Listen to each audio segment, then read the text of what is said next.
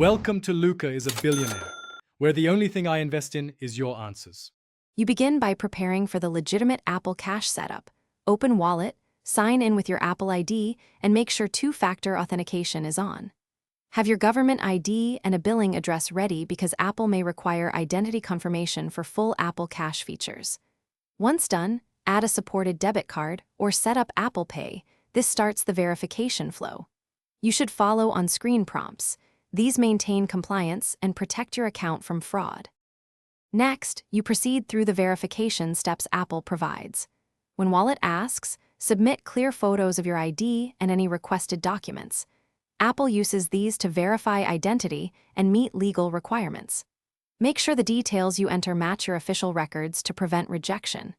If the automated check fails, make sure photos are legible and try again. Keep calm and repeat only with accurate documents. Contact Apple support for human review when needed. Finally, you complete setup by waiting for Apple's confirmation. Times vary from minutes to a few days.